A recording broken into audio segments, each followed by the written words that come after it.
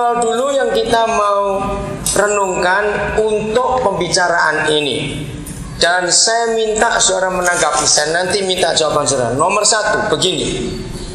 Menurut saudara, Roh Kudus dan Tuhan Yesus dalam pekerjaannya dari awal sampai nanti Yesus datang kembali, itu statis atau berkembang terus? Coba jawab. Artinya statis itu diam sama terus gitu atau berkembang terus? Oke, masih nomor satu. Perkembangan yang Roh Kudus buat dan Tuhan Yesus buat itu selalu harus minta persetujuan kita atau tidak? Jawab baik-baik, jangan asal buka mulut. Karena ntar saya akan kena sendiri nanti itu. Jawab baik-baik. Masih nomor satu. Kalau kita percaya Roh Kudus dan Tuhan Yesus itu enggak statis, dia berkembang terus, maka yang penting lagi adalah waktu Roh Kudus buat perubahan-perubahan, membuat pembaruan-pembaruan, perlu enggak dia minta persetujuan kita? Jawab baik-baik. Perlu tidak? Tidak perlu. Karena dia Tuhan. Nomor dua, kita lihat ini. Nomor dua, ini penting sekali.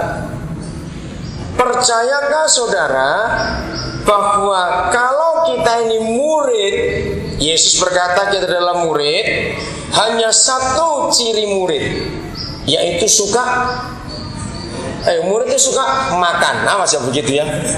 Murid itu suka apa? Coba jawab. Suka belajar.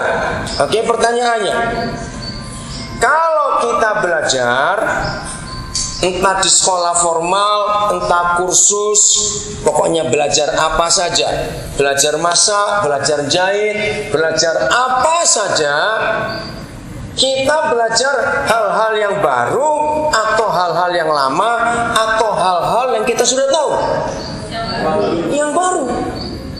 Untuk apa kita belajar? Buang uang, apalagi sekolah, walaupun itu kursus. Untuk apa kalau kita sudah tahu sebuah resep?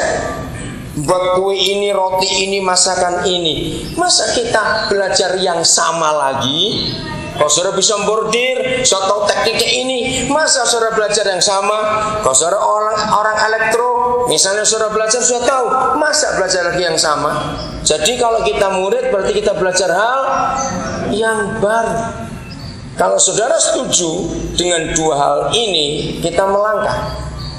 Dari yang pertama, menurut saudara, jawab baik-baik. Dari nomor satu tadi, menurut saudara, gereja dengan semua kesibukan dan aktivitasnya itu statis atau berkembang? Dalam hal apa saudara Bani berkata gereja itu statis? Coba sebutkan. Rutinitas, apalagi? Ayo coba jawab. Dalam hal apa saudara berkata gereja itu statis, nggak ada perubahan, sama terus dari dulu?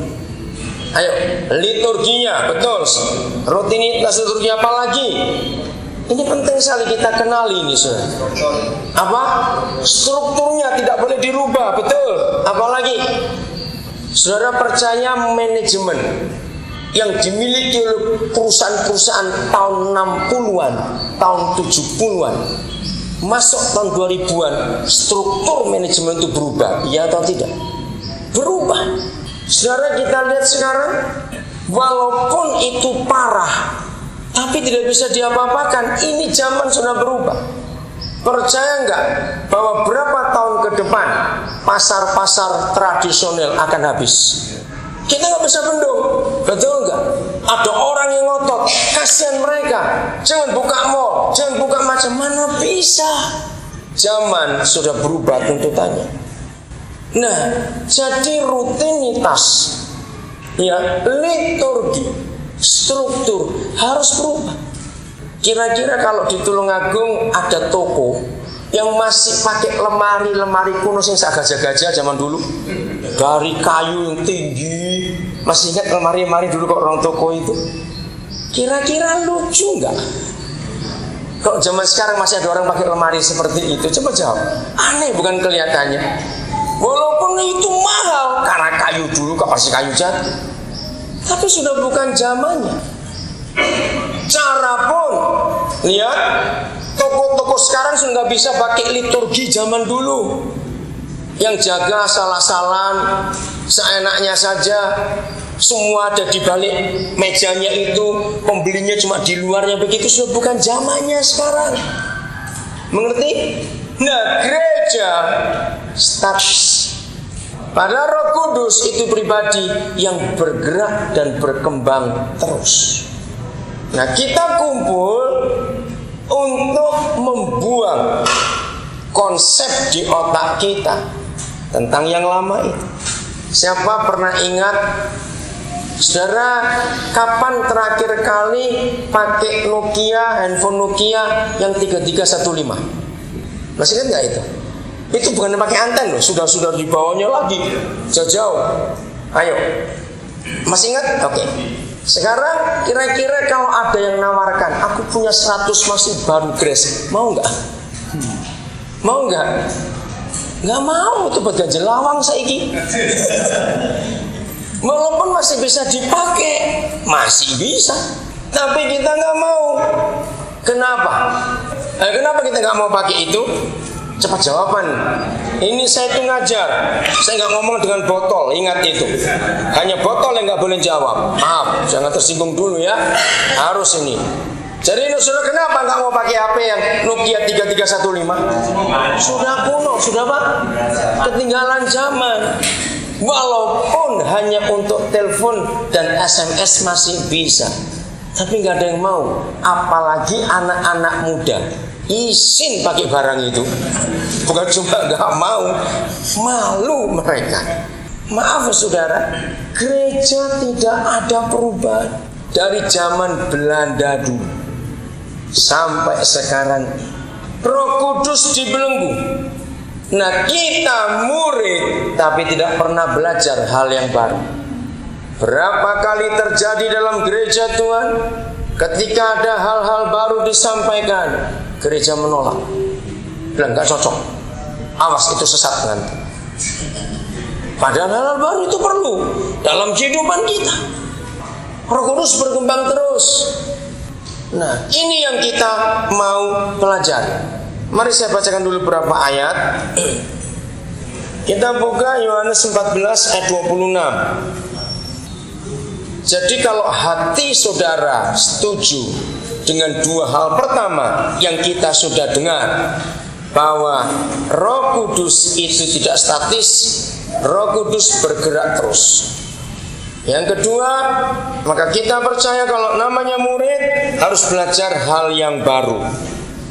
Kalau toh logika kita nggak bisa terima, nggak apa-apa, hati kita terima dulu. Karena otak kita harus tunduk pada hati kita. Ayat 26 Yohanes 14. Tetapi penghibur, yaitu siapa? Roh Kudus, yang akan diutus oleh Bapa dalam namaku, dialah yang akan apa? Mengajarkan kepada kita berapa hal? Segala sesuatu. Dan fungsi kedua di ayat ini, dan akan mengingatkan kamu akan semua yang telah kukatakan kepadamu. Mari kita teliti dulu kalimat hal yang pertama dari fungsi Roh Kudus. Hebat sekali. Roh Kudus itu tugasnya kepada gereja ialah mengajarkan berapa hal? Coba jawab, berapa hal? Segala sesuatu. Saya ajak saudara berpikir dengan jernih sekali. Mungkinkah ada orang ataupun komputer yang punya program? Mungkinkah ada orang bisa menulis daftar yang disebut segala sesuatu dan tanpa kelewatan? Atau komputer? Ada nggak komputer? Di antara semua apa itu bagian komputer paling hebat adalah Google. Menurut saudara, Google pun mampu tidak mendata segala sesuatu tanpa kelewat? Coba jawab. Kenapa?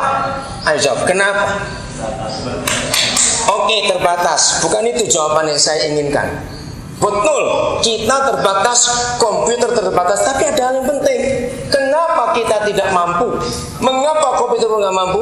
Ya, kenapa?